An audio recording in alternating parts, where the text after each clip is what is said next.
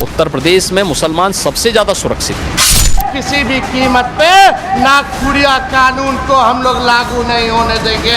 ये बिल वक्फ की जायदाद को बचाने के लिए नहीं बल्कि वक्फ की जायदादों को खत्म करने के लिए।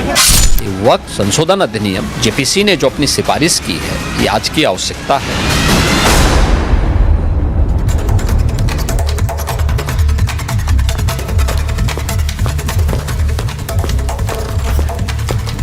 नमस्कार, आपके साथ मैं हूं सुजाता कुकरेती। आप देख रहे हैं अपना फेवरेट शो महाभारत। और महाभारत में आज बात करेंगे योगी आदित्यनाथ के बड़े बयान की, हिंदू सेफ तो मुस्लिम सेफ। आज महाभारत इसी पर कर रही हूं।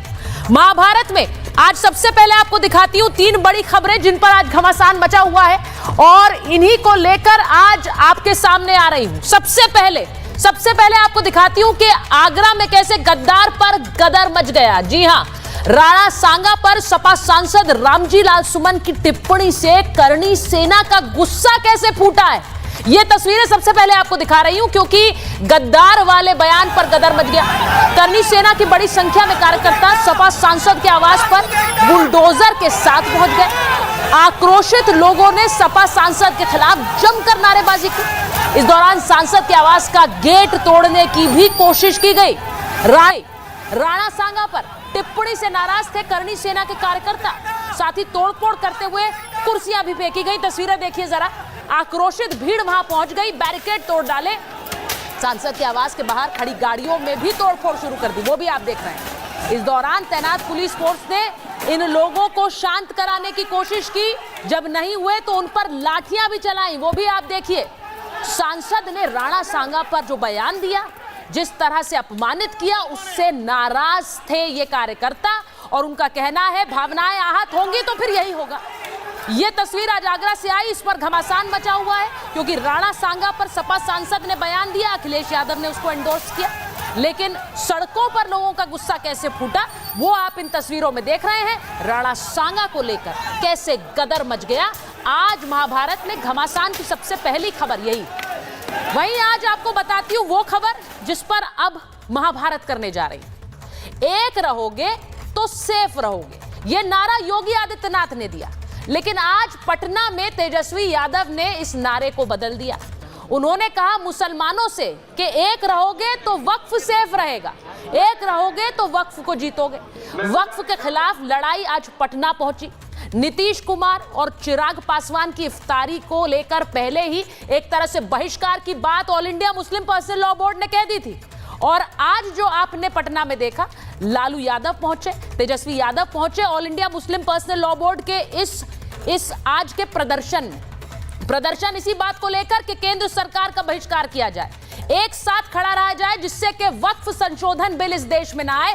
वहां से तेजस्वी यादव ने कैसे हुंकार भरी, उन्होंने कहा कि इस देश में इंशाअल्लाह ये वक्फ बोर्ड का कानून नहीं आ पाएगा।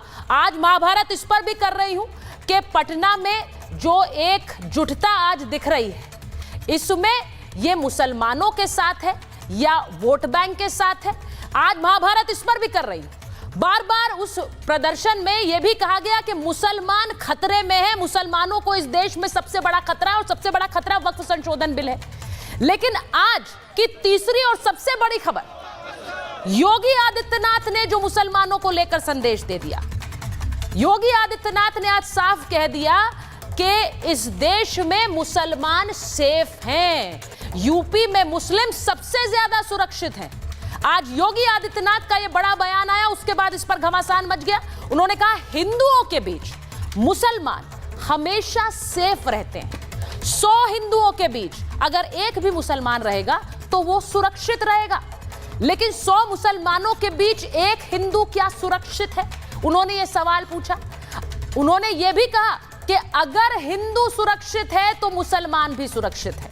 अब सीधा सवाल ये है कि एक तरफ योगी आदित्यनाथ कह रहे हैं कि इस देश में हिंदू सुरक्षित है, हिंदू है बहुसंख्यक, इसीलिए मुसलमान सुरक्षित है, 100 हिंदुओं के बीच मुसलमान सुरक्षित है। वहीं दूसरी तरफ वक्फ को लेकर बार बार यह बताया जा रहा है कि मुसलमान खतरे में है, मुसलमान इस देश में सुरक्षित नहीं है, वक्फ संशोधन बिल सबसे बड़ा खतरा है। आज महाभारत इसी पर कर रही हूं। एक छोटी सी आप रिपोर्ट देख लीजिए, उसके बाद महाभारत। 100 हिंदू परिवारों के बीच में 100 हिंदू परिवारों के बीच में एक मुस्लिम परिवार सबसे सुरक्षित है, लेकिन मैं कहता हूं 100 परिवारों के बीच में एक हिंदू की बात तो दूर करिए, 100 मुस्लिम परिवारों के बीच में 50 हिंदू सुरक्षित रह सकता है क्या? हमको सबके बीच सबको समान भाव से देख रहे हैं। उत्तर प्रदेश में मुसलमान सबसे ज्यादा सुरक्षित है, सबसे ज्यादा सुरक्षित है। अगर हिंदू सुरक्षित है तो वह भी सुरक्षित है। मुख्यमंत्री योगी का ये बयान हर मुसलमान को सुनना चाहिए, और ये इसलिए भी क्योंकि देश में वक्फ संशोधन बिल के जरिए ये बताया जा रहा है कि मुसलमान पर अब तक का सबसे बड़ा खतरा है, लेकिन बाबा ने विरोधियों को चुन चुन कर जवाब दिया है। शिवो भूत्वा शिवम यजेत, तो जो जिसकी पूजा करेगा उस जैसा ही बनता है। हम राम को आदर्श मानते हैं, कृष्ण को आदर्श मानते हैं, शिव को आदर्श मानते हैं, उनकी पूजा करते हैं, तो स्वाभाविक रूप से उनके अच्छे गुण भी हमारे अंदर उनकी कृपा से समाहित होते हैं। जो औरंगजेब को, बाबर को अपना आदर्श मानता होगा, तो उन जैसे गुण भी उनके अंदर देखने को मिलेंगे, और ये आचरण लोगों ने अपनी आंखों से देखा भी है, ये भी देखेंगे। हमारे मुख्यमंत्री जी ये बताएं, उनकी कुर्सी सुरक्षित है कि नहीं है? कहीं ऐसा तो नहीं कि हिंदू मुसलमान की जो अब सुरक्षा की भावना जाग रही है, कहीं ऐसा तो नहीं कि उनकी कुर्सी डगमगा रही हो? याद होगा जब उन्होंने एक बार योग किया था, कैसे एक टांग पे डगमगा रहे थे। कहीं ऐसा तो नहीं कि उनकी कुर्सी डगमगा रही हो, इसलिए वो कह रहे हो कि हमारे सब भाईचारा बहुत अच्छा है। योगी ने साफ शब्दों में कह दिया कि हिंदुओं के बीच तो मुसलमान सेफ है, लेकिन वक्फ की तानाशाही के बीच मुस्लिम सेफ नहीं है। योगी ने वक्फ की भी पोल खोल दी। वक्फ के नाम पर आखिर कितना जमीन कब्जा करोगे? सरकारों पर यही एक दबाव बना करके ब्लैकमेलिंग ये लोग करते थे। अलग अलग समय में इन्होंने वक्फ के नाम पर तमाम प्रकार के उल जलूल फैसले लिए हैं, खास तौर पर कि वक्फ जिस लैंड को कह देगी कि ये उनकी है, उनकी मान ली जाएगी। हम बहुचक हैं जी, ये कौन सा आदेश है? आपको एक पावर किसने दे दी है कि आप किसी भी प्रॉपर्टी को कब्जा कर लेंगे, आप किसी भी स्थल को कब्जा कर लेंगे, किसी भी सार्वजनिक भूमि पे कब्जा कर लेंगे? तो ये नहीं हो सकता है। दरअसल बिहार की राजधानी पटना में all India Muslim personal law board ने वक्फ बिल के खिलाफ मोर्चा खोला। विरोध प्रदर्शन में लालू यादव के साथ उनके बेटे तेजस्वी यादव भी पहुंचे। देश में मुसलमानों पर खतरा कैसे बढ़ गया है, इस पर बात रखी। हम लोग संविधान के मानने वाले लोग हैं, गंगा जमुनी तहजीब को मानने वाले लोग हैं, और किसी भी कीमत पर हम लोगों का प्रयास है कि ये बिल पास ना हो। मुस्लिमों को जाकर कहना कि हम गवर्नमेंट कॉन्ट्रैक्ट में आपको आरक्षण दे देंगे, वोट बैंक फर्स्ट करना, संविधान फर्स्ट नहीं करना, शाहीन बाग बना देंगे, इस प्रकार की धमकी देना, ये सब जायज है, और वो भी वक्फ के नाम पर भड़काने के लिए। ये सब चलता है सेकुलरिज्म। हालांकि ये पहली बार नहीं है कि वक्फ बिल के खिलाफ all India Muslim personal law board सड़क पर आई हो। अभी हाल ही में 17 मार्च को दिल्ली के जंतर मंतर में भी बड़ा प्रदर्शन हुआ था, जिसमें असदुद्दीन ओवैसी से लेकर विपक्ष के तमाम बड़े नेता पहुंचे थे। मुस्लिम संगठनों के साथ साथ देश के विपक्ष के बड़े नेता भी कह रहे हैं कि देश भर में प्रदर्शन किया जाएगा। फॉर्म से मुराद है जहां मेरे मुस्लिम समाज पर अगर कोई ज्यादती होती है तो यकीनन मैं उनके साथ खड़ा हूं। विपक्ष ये नहीं चाहता, कुछ दल, कुछ नेता ये नहीं चाहते कि मुस्लिम समाज तरक्की की तरफ बढ़े, मुस्लिम समाज अच्छी शिक्षा की तरफ बढ़े, मुस्लिम समाज रोजगार की तरफ बढ़े, मुस्लिम समाज अच्छे स्वास्थ्य की तरफ बढ़े। वक्फ अमेंडमेंट एक्ट आज मुसलमानों की ज़रूरत थी, उनकी ज़रूरत को मोदी सरकार ने समझा है, उस ज़रूरत को पूरा करने के लिए आगे बढ़ रही है। और अगर जो भी वक्फ अमेंडमेंट एक्ट का विरोध कर रहा है, इसका मतलब है कि वो मुसलमानों के डेवलपमेंट का विरोध कर रहा है। आज महाभारत में सवाल पूछ रही हूँ कि योगी आदित्यनाथ ने क्या सही कहा कि 100 हिंदुओं के बीच 50 मुसलमान सेफ हैं? अगर योगी का बयान सही है तो बार बार वक्फ के नाम पर मुसलमानों को ये क्यों बताया जा रहा है कि वो देश में अनसेफ है? आज महाभारत में सवाल ये भी कि क्या सत्ता के लिए वक्फ को एक हथियार के रूप में इस्तेमाल किया जा रहा है? Bureau report, Republic Bharat. मेरे साथ बीजेपी की राष्ट्रीय प्रवक्ता राधिका खेड़ा जी जुड़ रही हैं, वरिष्ठ पत्रकार हर्षवर्धन त्रिपाठी जी जुड़ रहे हैं, हमारे साथ AK वाजपेयी जी है, प्रवक्ता है LJPR के, हमारे साथ तारिक अहमद लारी साहब हैं, समाजवादी पार्टी के प्रवक्ता है, शक्ति सिंह यादव हैं, राष्ट्रीय प्रवक्ता हैं RJD के, हाजी मेहरुद्दीन रंगरेज हैं, MIM के नेता हैं, और आशीष शरीफ साहब हैं, south India Muslim personal law board के प्रेसिडेंट हैं। बहुत बहुत स्वागत है आप सभी का महाभारत में। मैं शुरुआत शक्ति जी आपके साथ कर रही हूं, बहुत दिनों बाद आज आप महाभारत में आए हैं, इसलिए शुरुआत आप ही से बनती है। मुझे जरा ये बताइए कि एक है तो सेफ है, एक योगी जी ने कहा, तेजस्वी जी ने आज वहां बोला है कि एक है तो सेफ है, मतलब एक है तो वक्फ सेफ है। इंसानों से भी ज्यादा इंपॉर्टेंट वक्फ हो गया है क्या? सुचारता जी, लगता है पूरी बात आपने नहीं सुनी। आप प्लीज बताइए। वक्फ के जो सवाल पर ऑल इंडिया पर्सनल मुस्लिम लॉ ने जो धरना दिया तो देश भर में दे रहे हैं, लेकिन पटना के गर्दनी बाग में तो हमारी पार्टी पूरी तौर से शुरू से कोई आज धरना को लेकर के नहीं, चाहे वो सदन हो या सदन के बाहर हो, हम शुरू से ही इस सवाल पर हमारे स्टैंड साफ है कि ऐसे सवाल जो किसी धर्म विशेष के से जुड़ा हुआ है, इसमें एक रजामंदी होनी चाहिए, सहमति होनी चाहिए, बलात् चीज़ों को लागू नहीं करनी चाहिए। सत्ता अहंकार के कारण हर चीज़ों को दरकिनार कर करके वक्फ जो बिल संशोधन जो लाई है, इससे एक समुदाय ही नहीं, एक धर्म विशेष के लोग इससे आहत हैं, इसे आप नकार नहीं सकते। और आप जो हालात देख रहे हैं देश के अंदर में, नफरत की बात भी करते हैं, उनके खिलाफ विस्फवन भी करते हैं, और फिर दूसरी तरफ आप कहते हैं कि एक हैं तो सेफ हैं। आप किसको कह रहे हैं? हम तो सबकी बात कर रहे हैं, चाहे इस देश का किसी धर्म के मानने वाले लोग हों, हिंदू। पर शक्ति जी वो तो वहां जाकर कह रहे हैं ना, all India Muslim personal law board के बीच, जहां पर सारे मुसलमानों को एकजुट होने के लिए कहा गया, वहां उन्होंने कहा कि एक है तो सेफ है, यानी कि आप मुसलमान सब एक से रहिए तो वक्फ भी सेफ रहेगा। अब मेरा सीधा मतलब यह है कि वक्फ को बचाने को लेकर इतनी तड़प क्यों है सर? वक्फ क्या सारे सही काम कर रहा था अभी तक? वक्फ ने क्या जमीनें हड़पी नहीं है? क्या नेताओं ने वक्फ का बुरा इस्तेमाल नहीं किया? आपने तो बिहार में भी देखा होगा। हाँ देखिए सुचारता जी, बोलिए। सुचारता जी, सबको पता है कि वक्फ की जो जमीन पर नजर किसकी है, अच्छा, जो बनाई गई है, इसमें कई ऐसे जो पहलू हैं जिनमें रखे जाएंगे नुमाइंदे, वो सब समझिए कि अन्य लोग को भी नामित करने की कोशिश की गई है, जो उनके हिसाब से, सरिया के हिसाब से नहीं है। और दो चीजें जो इनकी नजर है पूंजीपति मित्रों को देने की, क्योंकि अभी तक तो दे ही रहे पूंजीपति मित्रों को, माफ भी कर रहे हैं, दे भी रहे हैं, और जब जरूरत पड़ता है तो हम माफ भी करते हैं, इनकी आदत में शुमार है। तो अगर देश के अंदर में कोई ऐसा बिल, जिस बिल को लेकर करके विपक्ष से लेकर करके वो एक वर्ग नहीं बल्कि एक धर्म विशेष के लोग आहत हों, तो इन परिस्थितियों में बिना रजामंदी के बलात् कानून को लागू करना निश्चित तौर पर, देखिए मैं शक्ति जी एक चीज कहूंगी, और मैं बतौर एक पत्रकार आपको ये बात बता रही हूँ। आप कह रहे हैं कि एक होंगे तो इंशाअल्लाह सब अच्छा होगा, ये बात तेजस्वी जी आज वहां कह रहे थे।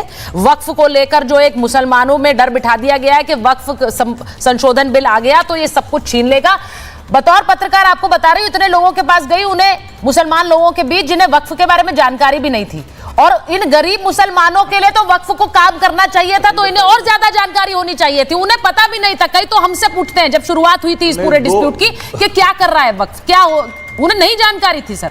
तो ये आप मानकर चलिए कि ये जो पूरा एक धड़ा है जो ये बताने की कोशिश कर रहा है कि बहुत खतरे में आ जाएगा।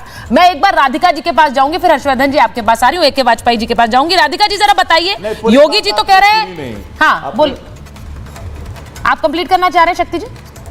नहीं, आपने सुचारता जी आपने कहा इंशाअल्लाह, हम लोग तो बोलते हैं भगवान ने चाहा तो ठीक होगा, तो इंशाअल्लाह का मतलब क्या हुआ? नहीं, मैंने उससे कुछ गलत नहीं कहा सर। उस धर्म को मानने वाले अल्लाह को करते हैं, हम लोग भगवान को कहते हैं, तो सवाल अगर सुमति होती है, ऊपर वाले की कृपा होती है, सब अच्छा हो जाएगा। सर मैंने इंशाअल्लाह पे कुछ गलत नहीं कहा, मैंने कहा उन्होंने वहां जाकर कहा कि अगर हम एक रहेंगे तो इंशाअल्लाह वक्फ भी सेफ रहेगा। काम करने वाले लोग, और सर मैं उस संस्कृति से आती हूँ जिसमें सब भगवान का सम्मान ही सिखाया है, तो मैं ये बोल भी नहीं सकती हूँ, ये मैं बड़ा क्लियर कर दूं शक्ति जी, ये मैं बोल भी नहीं सकती। दूसरी बात, राधिका जी, योगी जी कह रहे हैं कि देश में हिंदू सेफ है तो मुस्लिम सेफ है, वहां पर तेजस्वी जी बता रहे हैं और लालू जी बता रहे हैं कि कैसे मुसलमान खतरे में हैं। भाई वक्फ ने तो सारा बंदोबस्त कर लिया सरकार ने वक्फ संशोधन बिल के जरिए उनको खतरे में डालने का।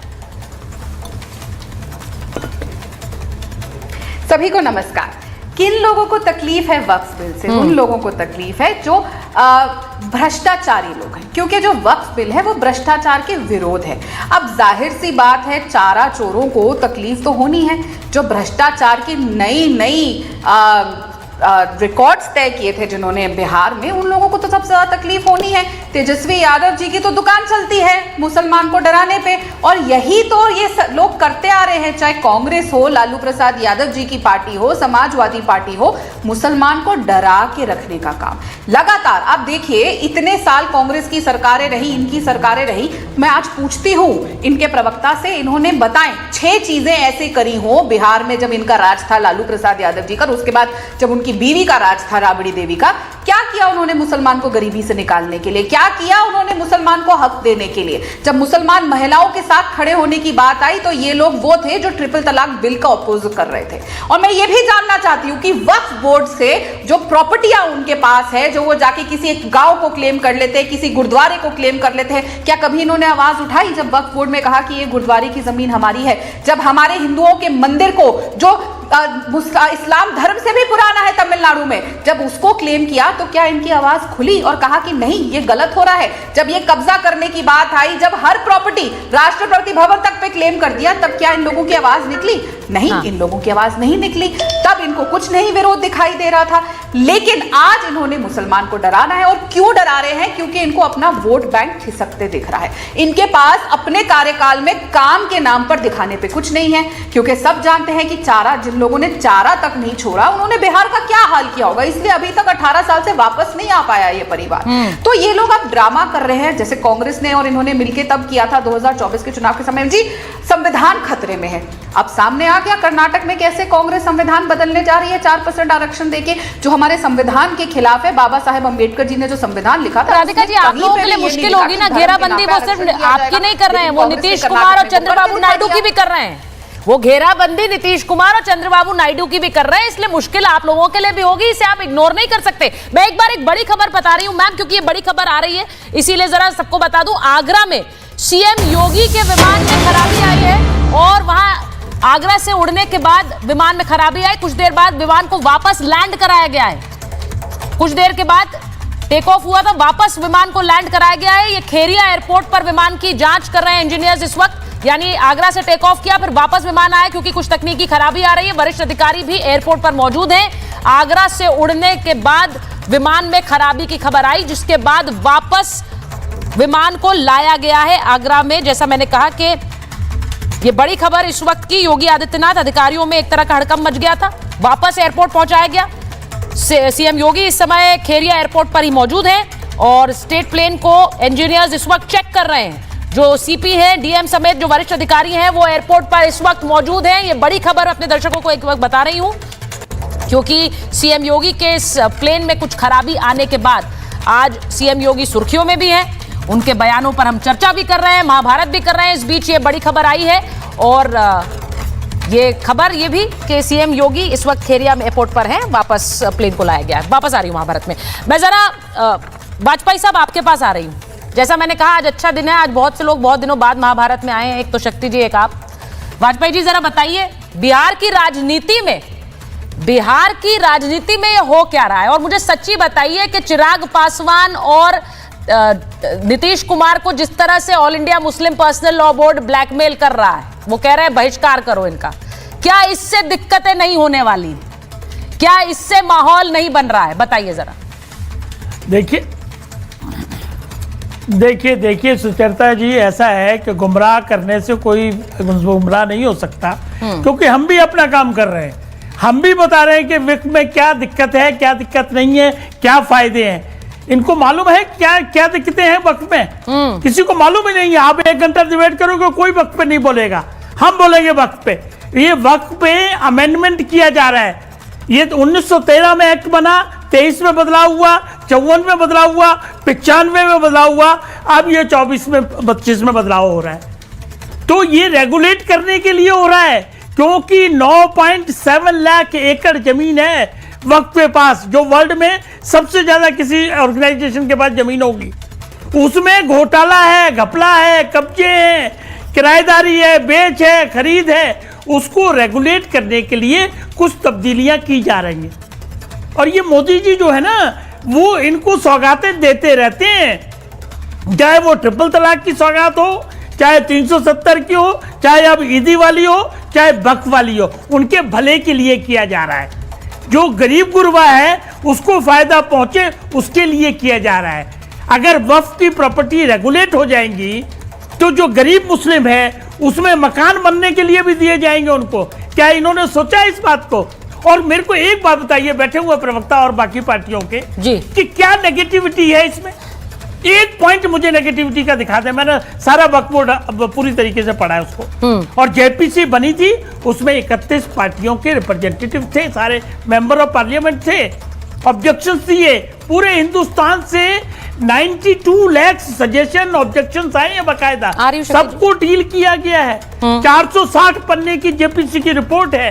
उसके बावजूद ये गुमराह करने की कोशिश करेंगे तो माफ करना, कोई गुमराह होने वाला है नहीं। जैसा राधिका जी ने बताया और आपने ही बताया कि जब आप इंटरव्यू लेते हो तो किसी का वक्त का पता नहीं है, लेकिन हम बताएंगे कि इससे क्या फायदे होने जा रहे हैं। ये भूमाफिया जो लगे हुए वक्त में, ये उनके खिलाफ कार्रवाई है।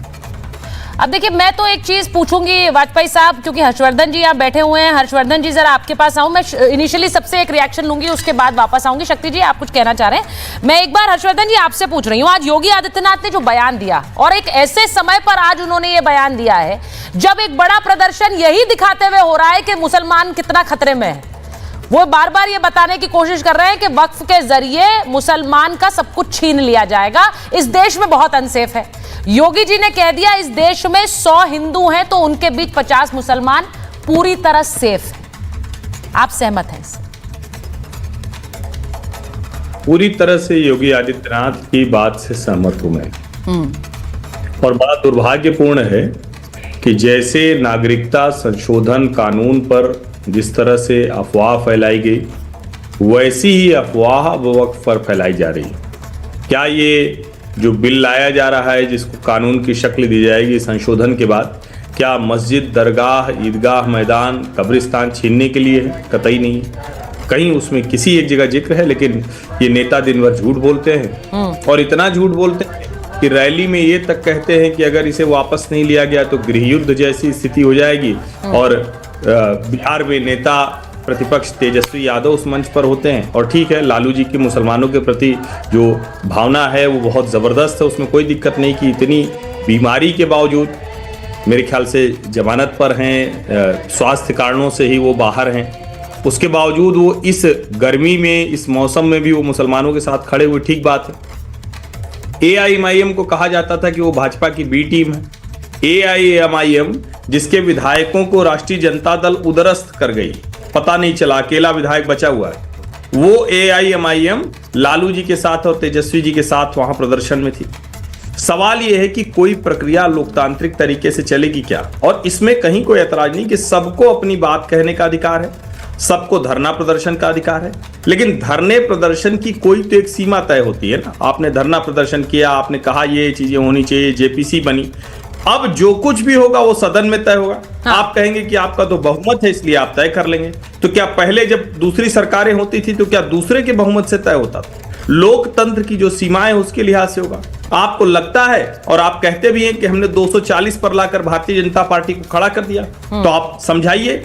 आप तो कहते हैं कि ये मुसलमानों का ये जो वक्फ का मसला है, इसमें सारे हिंदू नेता ही खड़े। तेजस्वी यादव तो हिंदू ही हैं, उनके पिताजी लालू यादव हैं, अखिलेश यादव हैं, राहुल गांधी है, तो ये सब लोग मिलकर आपके लिए लड़ रहे हैं। फिर ये कहना कि हम किसी भी हद तक जाएंगे, जान दे देंगे हमारे कब्रिस्तान, और ये ओवैसी साहब तो ऐसी तकरीरें करते हैं कि ना आप उसको सुनिए तो कभी कभी लगेगा कि वो क्या कहना चाह रहे हैं। और ऐसे में योगी आदित्यनाथ जो कह रहे हो, जरा वो बात सुनिए। क्या ये सच नहीं है कि किसी मुस्लिम को किसी हिंदू की कॉलोनी हो, मोहल्ला हो, और मैं तो बार बार ऐतराज जताता हूं कि हम जब we the people of India की बात करते हैं, हम भारत के लोग, हम नागरिक, तो हिंदू मुसलमान अलग अलग क्यों होता है? क्यों मुसलमान के लिए अलग, हिंदू के लिए अलग? और वक्फ अगर इतना बढ़िया है, निजी तौर पर मैं तो मानता हूं कि इसको खत्म करना चाहिए। किसी भी, अगर सचमुच सेकुलर देश कहते हैं, अच्छा, खत्म करना चाहिए। सरकार पर भरोसा नहीं क्या सुचेता जी? ठीक है, सरकार पर भरोसा नहीं क्या? ये तो वहां था ना जहां आधुनिक युग नहीं हो, सरकार नहीं हो, तो अल्लाह के नाम आप जमीन कर देते हैं। वो औकाफ की जमीन से गरीब, गुरबा, विधवा, यतीम, उनके लिए आप कुछ करिए। ठीक है, तो किसके लिए किया आपने? ये अमीर मुसलमान बनाम गरीब मुसलमान की लड़ाई को हिंदू बनाम मुसलमान करने की कोशिश हो रही है। दुर्भाग्यपूर्ण है, नेता अपनी राजनीति ये तो दिखाया तो यही गया हर्षवर्धन जी। मैंने जैसा कहा कि जब ये पूरा मुद्दा उठने लगा, बहुत से लोग पूछते थे कि ये वक्फ के पीछे का विवाद क्या है, और ये आम मुसलमान पूछते थे। तो मैंने जैसा कहा, कितने नेता ऐसे थे जो वक्फ में संशोधन और वक्फ में बदलाव की बात पहले करते थे। आज वो भी एक तरह से जब वक्फ की बात हो रही है और ये कहा जा रहा है मुसलमान खतरे में, तो वो भी वही वाला परचम लेकर आगे बढ़ रहे हैं। अब मैं राशिद साहब बैठे हुए हैं, लारी साहब बैठे हुए हैं, हाजी साहब बैठे हुए हैं। मैं सबसे पहले तो यही पूछूंगी, लारी साहब क्या खतरे में हैं आप? मुझे बताइए जरा। ये बार बार खतरे में है, बहुत डर है, ये तो आप बेहतर बताते हैं, आप खुलकर खरी खरी बोलते हैं। डर खतरे में है क्या? योगी जी जो कह रहे हैं कि सेफ हैं मुसलमान, यहाँ पर गलत कह रहे हैं। देखिए मैम, मुझे थोड़ा समय दीजिएगा, थोड़ी बात लंबी है। बोलिए। मैं पॉलिटिकल के साथ साथ इस्लाम के बारे में भी जानकारी रखता हूँ, तो उसकी भी बात कर लेता हूँ। बहुत छोटा सा जानकार हूँ इस्लाम का, उस नजरिए से भी बात करता हूँ। और पॉलिटिकल हूँ तो पॉलिटिकल तो बात करनी है मुझे। मैम मसला ये है कि पहली बात है कि यहाँ 3 हम लोग बैठे हैं मुसलमान लोग, इनको छोड़ के वक्फ के बारे में कोई जानता कितना है बाकी जो बैठे हुए हैं, चाहे वो आरजेडी के बैठे हो, चाहे वो लोक जनशक्ति या जो भी पार्टी का नाम हो वो बैठे हो, चाहे वो बैठी हो, चाहे मैडम बैठी हो, चाहे जो बैठा हो। वक्फ का मतलब क्या होता है? वक्फ का मतलब होता है 2 तरह के वक्फ होते हैं। एक वक्फ होता है कि वो दे दिया और वो चला गया, पट्टे खाते, मतलब कि वो एकदम चला गया, जनता के लिए, मुसलमान लोगों की खैर खायत के लिए चला गया, उनके अपब्रिंगिंग के लिए चला गया, कौम की अपब्रिंगिंग के लिए चला गया। एक होता है अहले औलाद, मतलब मुझे डर है कि मेरा लड़का आगे जाके इस चीज को बर्बाद कर देगा जो मैंने इतनी तेजी से बनाई है, इतने अच्छे ढंग से बनाई है, तो उसको हम वक्फ कर देते हैं। तो लड़के को लारी साहब आपको शायद लग रहा है लोगों को पता नहीं है, लेकिन इस पर बहुत बार चर्चा हो चुकी है, बहुत बार चर्चा हो चुकी है, और ये विवाद भी हो चुका है। मैं तो आपसे दूसरा वाला सवाल पूछ रही हूँ, ये मुस्लिम अनसेफ वाले नैरेटिव में आप भी आते हैं क्या? मुसलमान अनसेफ हैं, आप भी अनसेफ हैं, हाजी साहब भी अनसेफ है। हाँ, मैं ही उसी पे आता हूँ जो आपने जैसे भी कहा कि अनसेफ है, हिंदू अनसेफ रहता है मुसलमान के बीच में। मैम मेरे ददियाल में 100 लोग हैं, मेरे ननिहाल में 20 लोग हैं, ददियाल मुसलमान, ननिहाल हिंदू।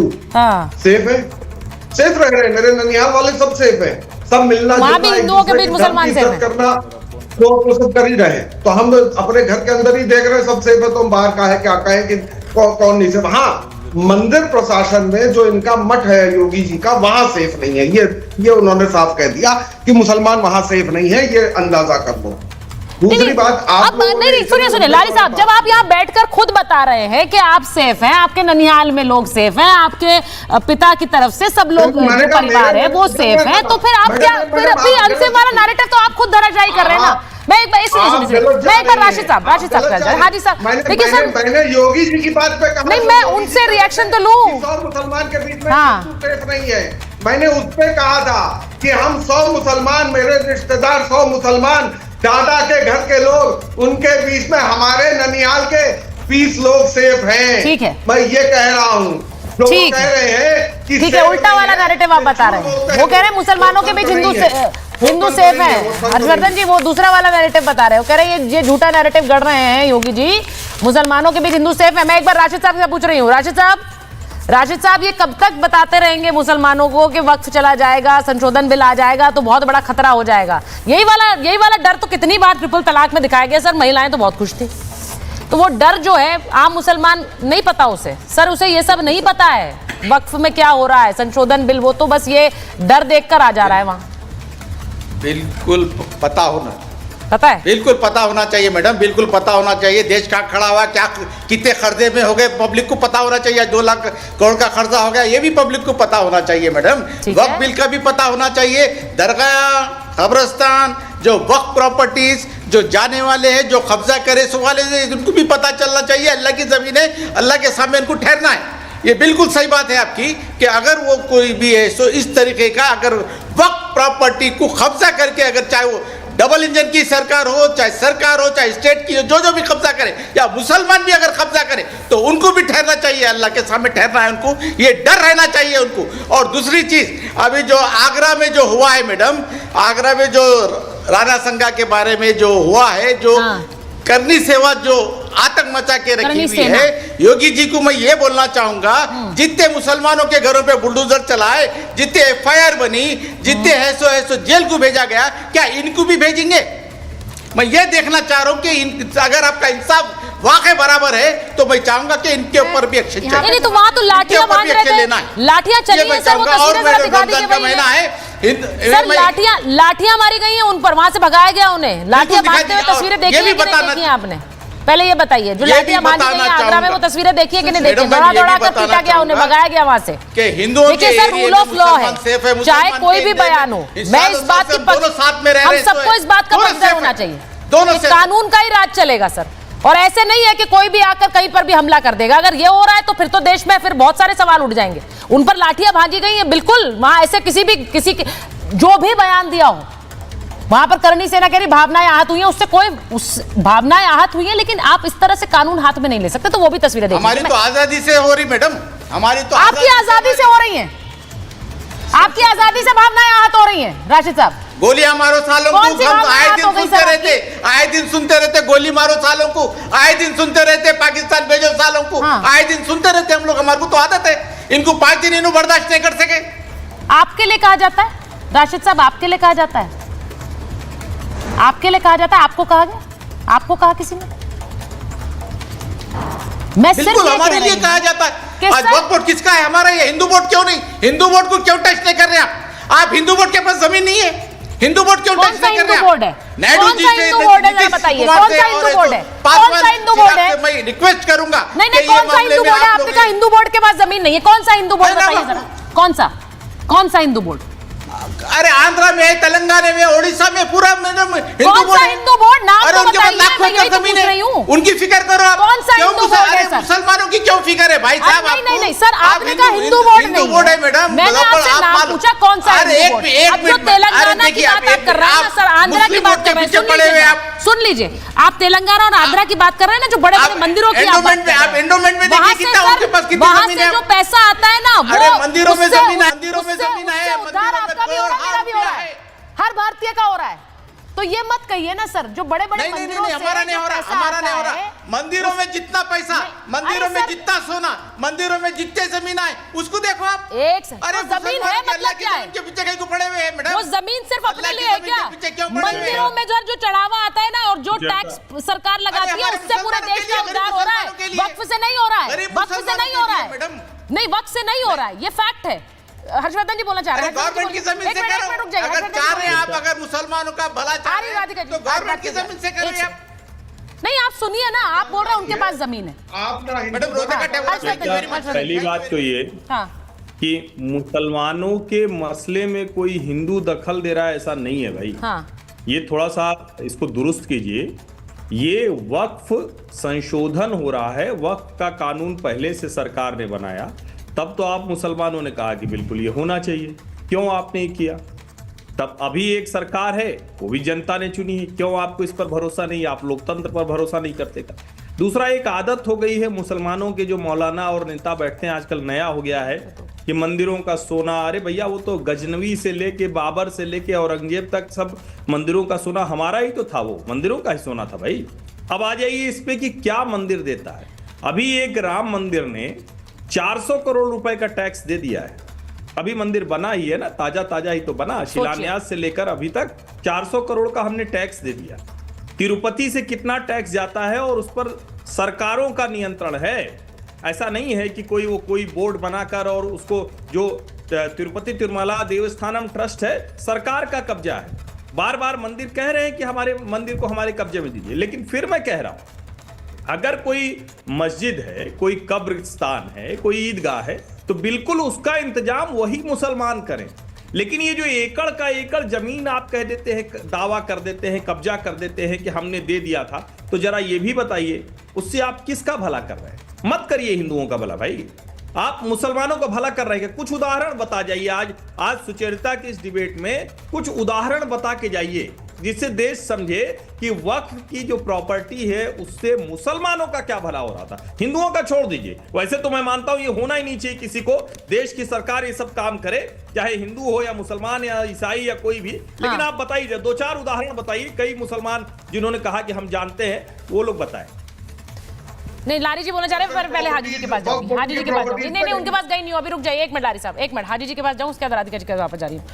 हाजी साहब जरा बोलिए, आपके नेता भी आज पहुंचे हुए थे, MIM के बहुत से नेता आज वहां पहुंचे थे बिहार में, जो पटना में जो प्रदर्शन हो रहा था, उन्होंने सीधा सवाल पूछा है, बार बार हिंदू बोर्ड, हिंदू के मंदिर, इन पर बात करते हैं, वो टैक्स भर रहे हैं, उन्होंने उदाहरण दे दिया, वो टैक्स दे रहे हैं, वो सबके फायदे के लिए, वो आपका भी उद्धार होगा, मेरा भी होगा, देश के हर नागरिक का होगा।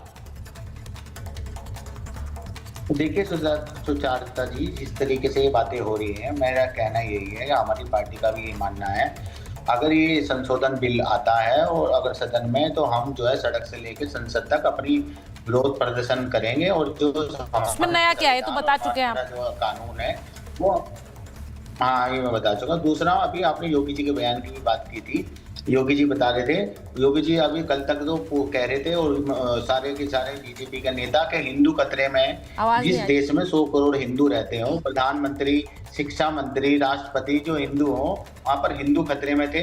अब वो कह रहे हैं कि कोई भी खतरे में नहीं है। तो मैं उनसे पूछना चाहता हूं, तो फिर मुसलमानों के मकानों पर बुलडोजर की कार्रवाई, मुसलमानों के घरों पर जो है NSA के तहत उनकी कार्रवाई, उनके एनकाउंटर की कार्रवाई, और जिस तरीके से लगातार जब से भाजपा की सरकार, जिन डबल जहाँ इंजन की सरकार है, वहां पर ही ये दंगा फसाद और जो इस तरीके की बातें होती हैं और जो भड़काऊ भाषण दिए जाते हैं, उन पर तो कोई कार्रवाई नहीं होती। और 1 घंटे के उन्होंने अपने पूरे एपिसोड में उन्होंने 95% तो उन्होंने हिंदू मुसलमान और मथुरा की भी बात उन्होंने की, जबकि मथुरा का मसला पहले ही 1967 में ही दोनों पक्ष बैठकर उस मामले का सलूशन निकल चुका था। नहीं तो आप कहाँ जा रहे हैं, आप कहना क्या चाह रहे हैं? आप ये बोल रहे हैं मुसलमानों के लिए हर जगह खतरा है, आप नहीं सहमत हैं? देखिए, मैं ये बड़ी बात हमेशा कहती हूँ कि किसी भी देश की जो बहुसंख्यक पॉपुलेशन होती है, उस पर दारोमदार होता है, उस पर एक बड़ी जिम्मेदारी होती है राधिका जी, कि देश का जो अल्पसंख्यक है वो सुरक्षित रहे। और क्योंकि पाकिस्तान, बांग्लादेश जैसो देशों ने वो जिम्मेदारी नहीं निभाई, इसीलिए वहां वो हुआ जो हो रहा है। इस देश में जब योगी जी कह रहे हैं कि हिंदुओं के बीच मुसलमान सेफ हैं, तो मुझे लगता है कि आजादी के बाद से जो तस्वीर अभी तक है, उसके पीछे बहुसंख्यक जो पॉपुलेशन है उसकी बहुत बड़ी जिम्मेदारी रही है। राधिका जी। सुचेता जी, आप बांग्लादेश देखिए, आप अफगानिस्तान देखिए, आप पाकिस्तान देखिए, वहां क्या हाल है अल्पसंख्यकों का। वहां पे मंदिरों को तोड़ा जाता है, जबरन धर्मांतर किया जाता है, बेटियों को जबरन उठा के ले जाते हैं, क्या क्या उनके साथ दुष्कर्म होते हैं, सब होता है। यहाँ पे मुझे बताइए किस मुसलमान के साथ ये हुआ, कहां पे ऐसा कुछ हुआ जो हमें लगातार बांग्लादेश, अफगानिस्तान और पाकिस्तान में माइनॉरिटीज के साथ देखा जाता है। तो बिल्कुल हिंदुस्तान का मुसलमान सुरक्षित है, क्योंकि हिंदुस्तान में मुसलमान को हिंदुस्तानी के तौर से देखा जाता है। या हिंदू मुसलमान सिख ईसाई नहीं देखा जाता है, सबको बराबर हक दिया जाता है। इसलिए जो हम रिजर्वेशन भी कहते हैं, हम कहते हैं कि धर्म के नाम पे नहीं होनी चाहिए। इसीलिए जब सबका साथ सबका विकास की बारी आती है, तो PM आवास योजना के तहत धर्म पूछ के घर नहीं दिया जाता। जो बच्चों को पढ़ाई के लिए पैसे मिलते हैं, शिक्षा के लिए, वो धर्म के नाम पे नहीं मिलते। घर में जो नलका लाया जाता है वो धर्म के नाम पे नहीं होता। जो बिजली पहुंचाई जाती है 18,000 से ज्यादा गांव में जो बिल्कुल आज तक बिजली नहीं पहुंची थी, वो धर्म के नाम पे नहीं। और महिलाओं के लिए जो टॉयलेट घर में बनाए गए वो धर्म के नाम पे नहीं। और ना ही हेल्थ बेनिफिट्स जो दिए गए वो ये पूछ के दिए गए कि आप मुसलमान हैं या हिंदू। और बिल्कुल उत्तर प्रदेश में मुसलमान सुरक्षित है। कंपेयर करते हैं समाजवादी पार्टी की सरकार से, अखिलेश यादव की सरकार के अंदर 815 दंगे हुए थे और आज 97% दंगे कम है। और आप ये आंकड़े निकाल के देख सकते हैं। और उन दंगों में मुसलमान भी मारे गए थे, हिंदू भी मारे गए थे, हमारे भारत का नागरिक मारा गया था, और इन लोगों को कोई फर्क नहीं पड़ा। और एक मेरा बहुत अहम सवाल है, यहां पे लोग वक्फ बोर्ड कर रहे हैं। अगर वक्फ बोर्ड पे पारदर्शिता आ रही है, तो इन लोगों को तकलीफ इस बात से क्यों है? पारदर्शिता से तकलीफ किस बात की है अगर सामने आ रहा है? और मैं ये भी आज पूछना चाह रही हूँ, यहाँ पे देखिए राधिका जी, ये लड़ाई वोट बैंक की हो गई है। वक्फ क्या होता है, बड़ा क्लियर है। मेरा एक सवाल है सुचिता जी, सिंपल सा, कि कब्जा कर लेना लोगों की जमीन पर, मंदिरों पे कब्जा करना, कहना गुरुद्वारे की जमीन हमारी, और उसके बाद हड़प के बेच देना, क्या ये धर्म की सेवा है? कौन सा धर्म ऐसी सेवा सिखाता है? आज ये बताएं। नहीं, मैं एक बार शक्ति जी और AK जी के पास जा रही हूँ। ये बड़ा क्लियर हो गया है कि ये वक्फ की लड़ाई, वाजपेयी जी, शक्ति जी, अब ये लड़ाई वोट बैंक वाली लड़ाई हो गई है। और वोट बैंक वाली लड़ाई हमेशा डराती है राजनीतिक दलों को, ये बड़ा क्लियर है। शक्ति जी और AK जी को स्क्रीन पर रखें, क्योंकि राजनीतिक दल देखिए शक्ति जी, आप तो हमेशा से आपकी पार्टी कहती आई है और एक MY समीकरण के लिए आप लोग जाने भी जाते हैं, भले ही हाल फिलहाल में आप लोगों ने इससे थोड़ी दूरी बनाई है कि नहीं हम सबकी पार्टी हैं, लेकिन MY समीकरण, अब देखिए ये जो एक, क्या ये हो सकता है कि वक्फ अगर संशोधन बिल ठीक भी है तो भी आप उसके खिलाफ खड़े हो जाए? आप नहीं खड़े हो पाएंगे क्योंकि वोट बैंक छिटकता दिखता है। सुचरिता जी, जी देखिए चर्चा वक्त पे कर रहे हैं। हाँ। मैं कोई कफन चोर, खजाना चोर की बात मैं नहीं कर रहा हूँ, मांस चोर की बात नहीं कर रहा हूँ, मैं बात कर रहा हूँ वक्त की जी। और पता है मुझे कफन चोरों के बारे में, खजाना किस तरह से लुटेरा है, खजाना के देश में नोटोरियस गैंग भी मालूम है। सवाल साफ ये है कि वक्फ बोर्ड में संशोधन कई बार इस देश के अंदर में हुए, लेकिन सवाल ये नहीं उठा, क्यों? इसलिए नहीं उठा कि वो शरिया के खिलाफ नहीं था और इनके शरिया के खिलाफ है, उनकी भावनाओं को आहत करने वाला है। हाँ। आप एमेंड करिए, इस पे परहेज कहा था, लेकिन अमेंडमेंट में जो आपकी तिरछी नजर उस जमीन को लूटने की है, सवाल वहां है। पर शक्ति जी, क्या ये गलत है कि सच्चर कमेटी तक ने भी वक्फ में संशोधन की बात कही? सुन लीजिए, क्या ये गलत है? मुझे बता दीजिए। सुन लीजिए, मैंने सुचरिता जी पूरी बात बता। हाँ, बोलिए। मैंने साफ कहा, सच्चर कमेटी की बात लाए या जिस कमेटी की बात लाए, अमेंडमेंट से ज्यादा जो सवाल है उन सवालों को जाननी चाहिए।